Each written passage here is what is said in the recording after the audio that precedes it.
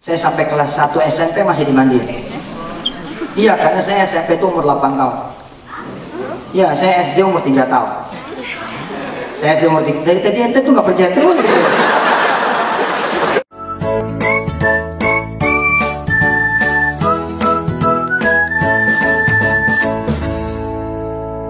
Assalamualaikum warahmatullahi wabarakatuh. Welcome back to my channel Teknologi. Teman-teman, kali ini saya masih ngebahas tentang Yusuf Mansur ya.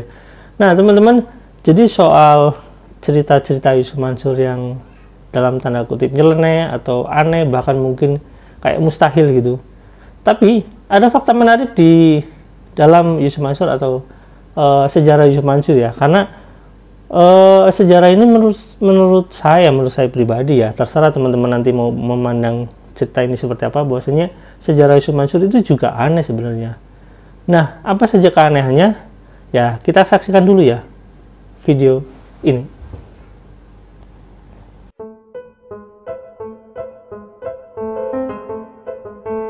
Kalau dari sisi semester udah cukup, karena saya masuk kuliah itu kan umur 14 tahun.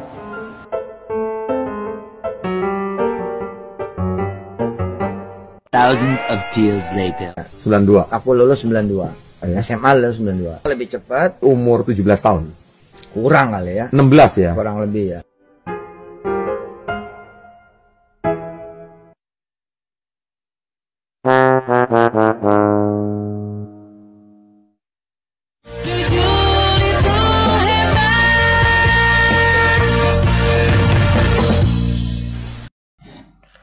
Nah teman-teman, barusan kan kita tahu ya bahwasanya lulus SMA 16 tahun, kuliah 14 tahun.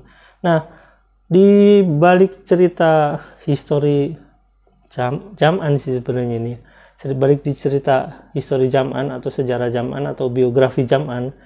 Jadi si Jam'an ini ceritanya berkaitan dengan yang 14 tahun kalau misalkan itu benar ya. Cuma agak aneh aja sih sebenarnya. Oke, nanti ada poin-poin yang saya jelaskan ya. Kita lanjut ke videonya dulu ya. Ketika dulu saya kecil,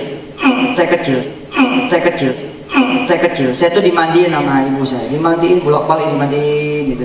Saya sampai kelas 1 SMP masih dimandiin. Iya, karena saya SMP itu umur 8 tahun. Iya, saya SD umur 3 tahun. Saya SD umur 3. Dari tadi ente tuh gak percaya terus gitu. Saya SD kelas 3, kelas 1 tuh umur 3 tahun ya. SMP kelas 1 tuh 8 tahun udah SMP saya. Karena waktu kelas 4 SD saya dipanggil sama ibu saya, "An," gitu. Panggil. Waktu kelas 4, "An." Saya datang, "Iya, lagi main galasin," gitu. Ya, galasin sekarang anak sekarang PS mana Naruto. "An," panggil. "Iya, Bu, besok ikut ujian kelas 6 ya." Jadi kelas 5 saya skip. Kelas 6 langsung. Kenapa bisa begitu? Karena sekolahannya punya sendiri. I have my own school, my family has our own school. Alhamdulillah, that make us easy. Alhamdulillah, Bismillah. Nah, saya dimandiin tuh. Tapi saya segitunya keluarga saya dari ranting yang terkecil, dari ranting yang terlemah, ya. We are coming from the miskiner family, or maybe the miskiners ya, lebih yang termiskin.